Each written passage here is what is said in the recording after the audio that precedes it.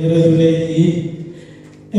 سنة الدنيا هنا حفلة وحي كبعي تطور لعطاء هرقيسة لكن سنة كم مناسبة ويدي أيوة على مناسبين قولنا قولنا قول كبيرة كبيرة الحفلة نوعا كان عاوة دمان قولنا سومان وحكا صعدا حفلة تن أيضا نسكوه من نميدا maalinta dhalinyarada Soomaaliland ee 20 February waa maalin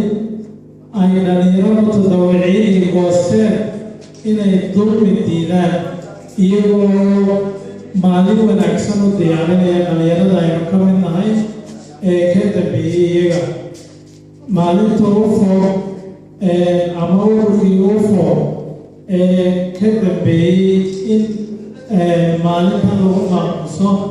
waa maalin ay dhalinyarada iskuuladu 20 February 1982 ay u soo baxeen dariiqyada iyagoo ka gadoodsan dulmigii iyo xadhigii loo geystay dhalinyaradii aqoonyahanadii UFO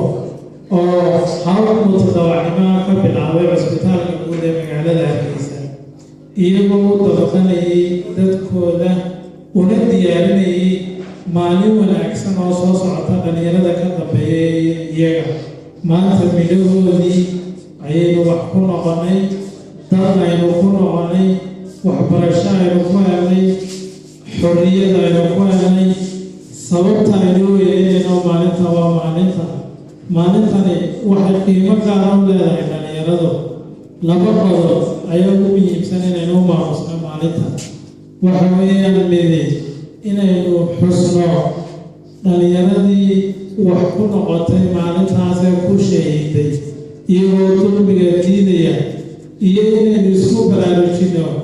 in dhalinyaradu ay ummadooda iyo dalkooda wax u qabtaan iyagoo adeegsanaya kartidooda iyo xoogooga sifa mutadawacnimana ay wax ugu taraan anigu waxaan hadalkayga ku soo gabagabeynayaa inaynu taaganahay dhalinyaro xilligii aynu u midoobi lahay inaynu ummaddeena wax u qabanno wax tarno innaguna ay nafeena wax u qabsano